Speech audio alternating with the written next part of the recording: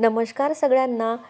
येत्या शनिवारी शनी अमावस्या आहे. या दिवशी काय करावं ते आजच्या व्हिडिओमध्ये बघणार आहोत. शनी, राहू, केतू आणि पितृदोषापासून मुक्ती मिळवण्यासाठी अमावस्येचा दिवस सर्वोत्तम मानला जातो. अमावस्या हा शनिदेवाचा जन्मदिवस मानला जातो. तसेच पितरांचा आशीर्वाद मिळवण्यासाठी अमावस्या तिथी अत्यंत शुभ मानली जाते. पितरांना प्रसन्न करायचं असेल तर अमावस्या तिथीला पितरांची पूजा केली जाते. असं केल्यानं सुखसमृद्धीत वाढ होते अशी आपल्याकडे मान्यता आहे. यावेळेस शनी अमावस्या 28 का 29 मार्च नेमकी कधी आहे ते आता आपण बघणार आहोत. तर अमावस्या तिथीची सुरुवात 28 मार्चला संध्याकाळी 7:55 होणार आहे. तर समाप्ती दुसऱ्या दिवशी 29 मार्चला म्हणजे शनिवारी दुपारी 4:57 होणार आहे. उदय तिथीनुसार शनिवारी 29 मार्चला शनी अमावस्या असेल. शनिवारी येत असल्यानं या तिथीला शनी अमावस्या असेही म्हटलं जातं. शनी अमावस्या स्नानाची वेळ 29 मार्च पहाटे 4:42 ते 5:29 असणार आहे.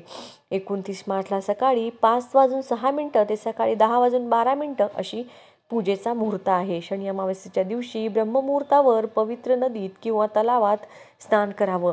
हे शक्य नसेल तर घरातील पाण्यात गंगाजल टाकून स्नान करावं.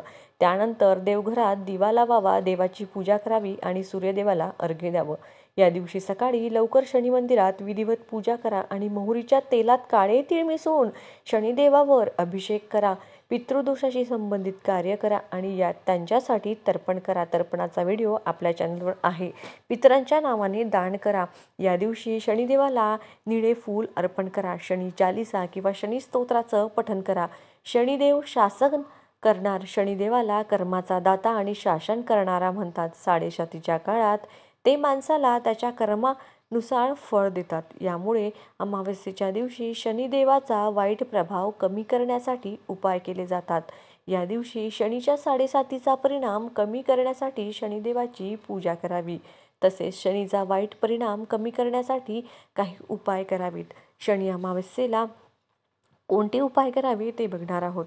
शनी अमावस्येला पिंपळाच्या झाडाखाली मोहरीच्या तेलाचा दिवा लावावा.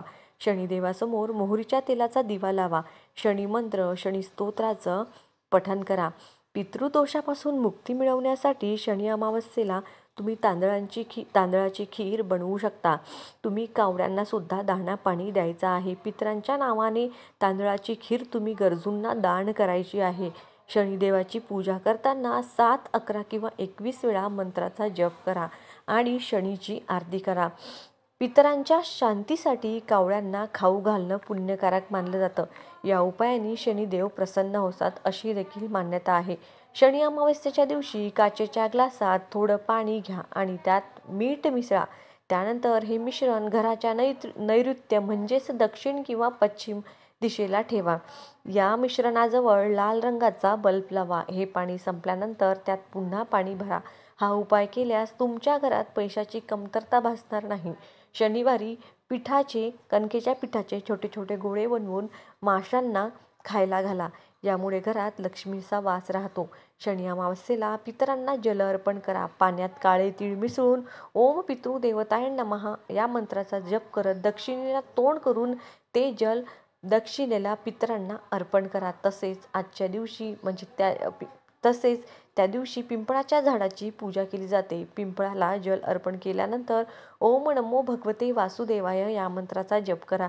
आणखी काही उपाय आहेत ते देखील आता बघत आहोत. संध्याकाळच्या वेळी तुमच्या मुख्य दरवाजाच्या बाहेर तुमच्या डाव्या हाताला दक्षिणेला तोंड करून एक दिवा लावायचा आहे. तुम्ही पंती घेऊ शकता. त्यामध्ये जे तेल असेल ते तुम्ही टाकू शकता.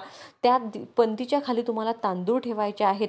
त्याचबरोबर बघा, तुम्हाला त्यामध्ये तेल कुठलंही टाकलं तरी तुम्हाला त्यामध्ये काळे तीळ टाकायला विसरायचं नाही. त्याला कुंकू लावायचं, त्याची नमस्कार करायचा आणि दिवा प्रज्वलित करायचा. दिव्यामध्ये काळे तीळ टाकायचे. पितृअष्टक तुम्ही म्हणू शकता. अगदी सोपं आहे.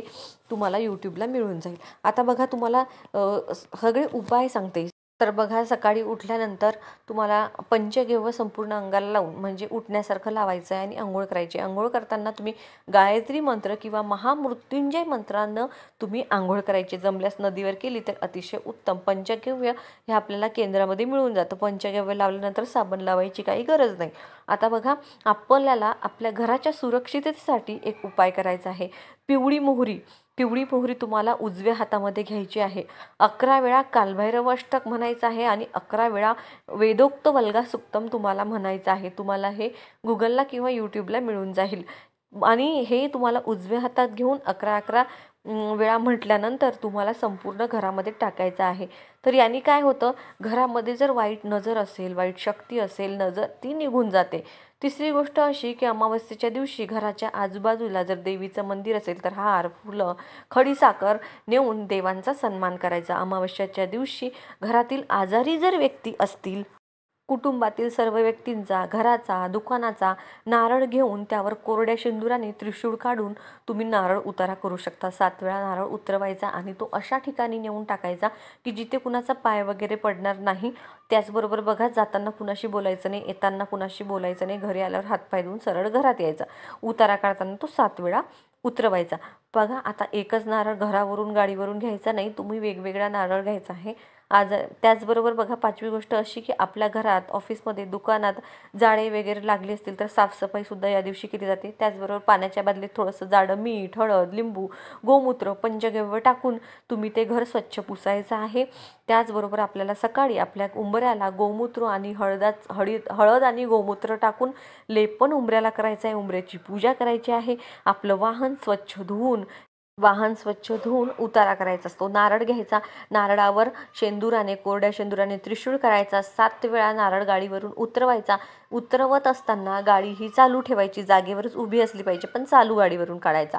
7 वेळा काढत असताना श्री स्वामी समर्थ मंत्राचा जप करायचा आहे.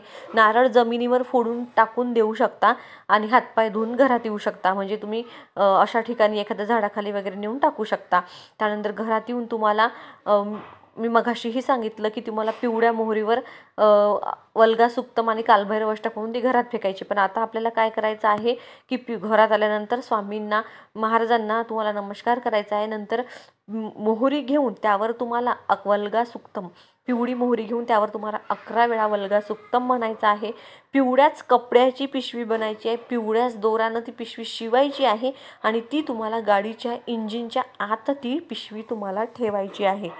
तुम्ही ती छोटीशीच पिशवी कुठेही बांधून ठेवू शकता. त्याचबरोबर घर असेल, दुकान असेल, ऑफिस असेल, कारखाना असेल तर तुम्ही कोहळासुद्धा बांधू शकता.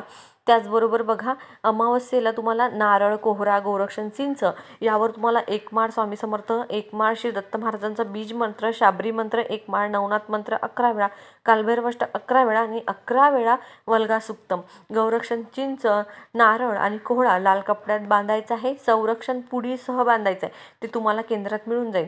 जर अगोदर बांधलेला असेल तर ते वाहत्या पाण्यात सोडायचं आहे किंवा कचरा कुंडीत टाकायचं आहे. बघा, नारळ किंवा कोहळा टांगल्यानंतर कधी कधी खराब होतो किंवा त्यातून पाणी गळतं, तो काढून तुम्ही कचऱ्यात टाकून द्यायचा आहे. पुढील शनिवारी नवीन कोहळा तुम्ही बांधू शकता. नेहमी सूर्यास्त झाल्यानंतरच तुम्हाला हे उपाय करायचे असतात. हे उपाय कधीही सूर्यास्ताच्या आधी करायचे नाही. कोहळा बांधण्याची पद्धत एकदम साधी सोपी आहे. तुम्ही तो कोहळा आणायचा आहे, स्वच्छ धुवून पुसून घ्यायचा आहे. त्यावर कुंकवाने तुम्हाला स्वस्तिक काढायचा आहे. कोहळ्याला तुम्ही धूपदीप दाखवायचे आहे आणि नंतर मग तो कोहळा तुम्ही तुमच्या दरवाजामध्ये, बघा, तुम्ही कोहळा असा बांधायचा असतो की त्याच्या खालून जोही तुमच्या व्यक्ती घरात प्रवेश करतो तो त्या कोहळ्या खालून आला पाहिजे. अशा पद्धतीने तो बाहेर कोहळा तुम्हाला बांधायचा असतो. तर असे आपल्याला काही साधे साधे उपाय आहेत. त्याचबरोबर पूर्वजांची सेवा आहे ती करायची आहे.